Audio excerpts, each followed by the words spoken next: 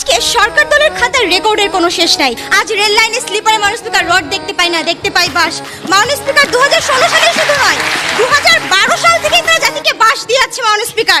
সেখানে রাজশাহী মেডিকেল কলেজের ভবনের দেয়ালে মাউন্ট স্পিকার বাসের খনি পাওয়া যায় মাউন্ট স্পিকার, যেখানে 30 কোটি টাকা তাদের মন্ত্রী পকেটে ঢুকিয়ে বলেন এই বাস ব্যবহারে কোনো ঝুঁকি নেই।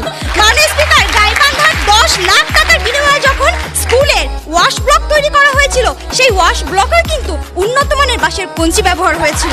মাউন্ট স্পিকার আজ 2 কোটি 48 লাখ টাকা ব্যয়ে কৃষি অফিসেও বাসের বিশেষ ব্যবহার আমরা দেখেছি মাউন্ট স্পিকার। শুধু বাস দিয়েই তারা ক্ষান্ত হয়নি মাউন্ট স্পিকার, তারা ওভার ক্রিয়েটিভিটির জন্য পিলারের মধ্যে সিমেন্টের বদলে মাটি আর খোয়ার বদলে আবর্জনা দিয়ে দিয়েছিল মাউন্ট স্পিকার। আজকে দ্রব্যমূল্য কমানোর ফর্মুলা তিনি দিলেন কিভাবে? একদিন বাজারে যেন না, দ্রব্যমূল্য এমনিতেই কমে যাবে, কিন্তু যখন তাতেও কোনো ফায়দা হলো না মাউন্ট স্পিকার, তখন বললেন রান্না বান্নার জন্য বাসাবাড়িতে গ্যাস সরবরাহ বন্ধ করে দিতে হবে। মাউন্ট স্পিকার, এই হচ্ছে তাদের মন্ত্রীর অবস্থা। আজ নেপোলিয়ন যদি বেঁচে থাকতো তাহলে তার সেই বিখ্যাত উক্তি, আমাকে একটি শিক্ষিত মা দাও, আমি তোমাদের একটি শিক্ষিত জাতি দিব, হয়তো উল্টে যেত, বলতো আমাকে কিছু কাণ্ডজ্ঞানহীন মন্ত্রী দাও, আমি তোমাকে একটি মগের মূল্য দেশ উপহার দিয়ে যাব।